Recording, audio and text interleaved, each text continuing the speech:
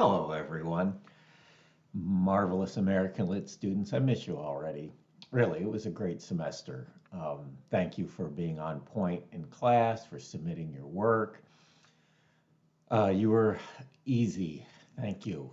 Um, I hope that the course was challenging for you intellectually, but every other part of it was smooth. Anyway, I just wanted to make a short video here. I don't want to take up a lot of your time about Goodfellows. And let's face it, I read your discussion board posts. You should read each other's. You got it. You figured it out. And I love this story. Is it the best piece of American literature? No. But it captures, it illustrated something about life. By the way, folks, Simon's here in case you were at all concerned. You have anything to say, buddy? Symes? Yeah. So he's fine. Um, Goodfellows illustrates something that I hadn't really thought about until I read the story, right? And that's what literature should do. It's not about death or sex or even loss in a way, like a lot of literature. It's about your first job and how important it is. And I didn't realize it until I read this story that your first real job, probably where you have to fill out a tax form and you have a boss and other people, it's your first life experience with adults who are not a teacher, not a parent, not a family member. It's your first experience really of real life in a way, even though it might not be your dream job, McDonald's, Subway, a diner. I love all the examples you guys gave. Um,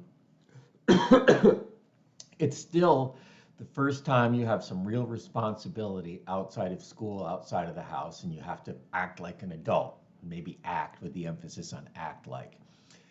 And it also shows that whenever you come upon a new experience, like a workplace, you always carry the old experience with you. So it's only natural that Roberta Jane or you or me, when we wind up in a new environment, a workplace, we tend to take what we know, family life, and we apply it to the new situation. And I bet when Roberta Jane gets her next job or goes to college, she will take her experience at Goodfellows and apply it to the next experience, right? We're always referring to our past, trying to shape the present and find something new. And that's what she does here. And we do see her grow up. She realizes how cliche it is. By the way, she's writing this story years later from the time the experience happened. But we see her realize that, hey, when you're young and you find a new job, you usually fall for somebody, even if it's somebody you have no real reason to fall for. It just happens, right? It just happens. You realize the workplace is very much like a family, good, bad, and ugly. She also flirts with, not flirts with, she breaks the rules. She steals $20 now and again, which is not good. You shouldn't do that. And she, thinks she's going to get caught. I bet she's never going to steal from a workplace again. So she crossed a boundary there and didn't get caught, but she thinks she was going to get caught. So I don't think she's ever going to do that again. I think at the end of the story, something we all probably have examples like this. She remembers when she said to Steve one about the baby, the baby dying because the wife didn't give up smoking. Is she correct in suggesting that? Yes. Should you say that? Absolutely not, right? Not the time. Never say that, even though it might be true. And she quickly realizes she should not have said that. But that's the kind of stuff we say when we're teenagers. And we look back on it and wince. And we learn from it, and hopefully we have a little better filter about what we say in situations like that. But you know what? Steve 1 gives her a hug. Steve 1 doesn't hold it against her. He knows she's a kid. He knows that they're all trying to help him. And again, that's another life lesson. We make mistakes. We say stupid things.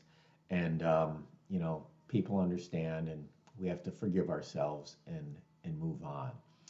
There's a lot of other little stuff lurking in this story, like her home life seems a little intense.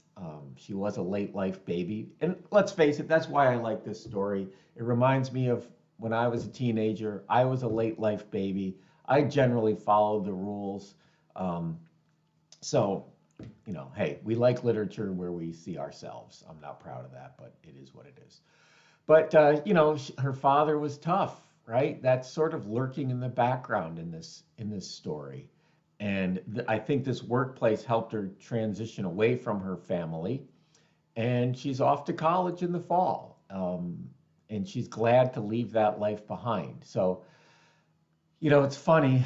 Um, she's glad to leave all of her life, not all of her life, but her teenage years behind, this first workplace behind, and go off to college and keep growing.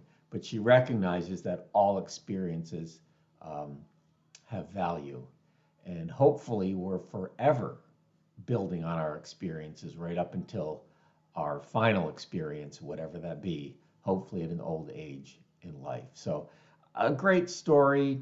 I think I love to end the semester with this story because it's sort of nostalgic. It's sort of the end of something. And I just look forward to it. So, thank you for indulging me. Thank you for writing interesting and fun discussion board posts. And have a great summer. Get your work in, right? It's due Friday, 11:59 p.m. And I'll just leave you with one last image of the best, everybody's favorite classmate,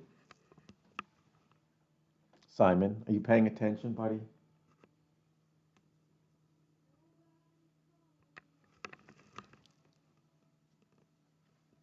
Yeah, it's a good kitty. That's a good kitty.